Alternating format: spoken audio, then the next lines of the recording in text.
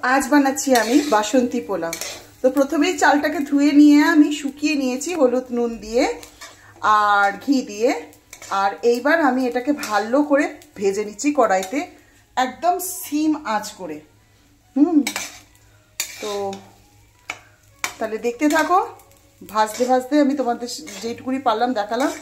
এবার পরে প্রসেসটা দেখাচ্ছি। এটা যারা পারে তাদের জন্য নয়, যারা পারে না তাদের জন্য দেখাচ্ছি। আমি যেহেতু রাইস কুকারে করব তাই জন্য রাইস কুকারে আমি চালগুলো দিয়ে দেবো।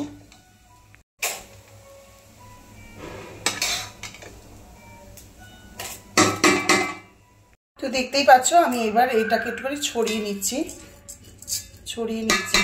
এইবার অল্প পরিমাণে নুন,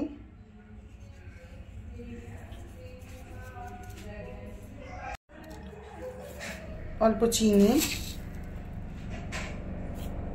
আর এই গরম মশলাটা আমি বাড়িতেই করে রেখেছি, এই গরম মশলাটা দিয়ে দেবো।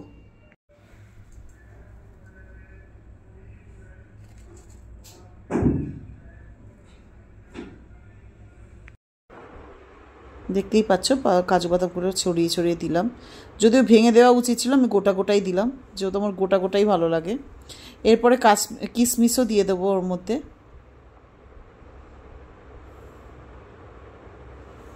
ভালো করে এবার একসাথে সব কটা জিনিস নাড়িয়ে চাড়িয়ে মেখে নিলাম। দেখতেই পাচ্ছ এইভাবে নাড়িয়ে চাড়িয়ে মেখে নিলাম।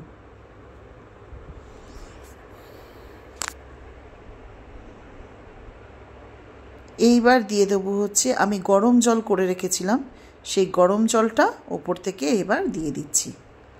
দেখতেই পাচ্ছ গরম জলটা দিয়ে দিলাম। অল্প একটু ঘিও দিয়ে দিলাম যাতে একটু গন্ধ আসে। অলরেডি আমি ঘি মিশিয়ে রেখেছিলাম। আজকে রবীন্দ্র জয়ন্তীতে আমার বেশ ভালোই কাটলো, ঝরঝরে পোলাও, বাসন্তী পোলাও আর কষা মাংস দিয়ে। তোমাদের কেমন কাটলো অবশ্যই জানিও। ভালো লাগলে লাইক, শেয়ার, কমেন্ট, সাবস্ক্রাইব করে দিও। Tata, bye bye.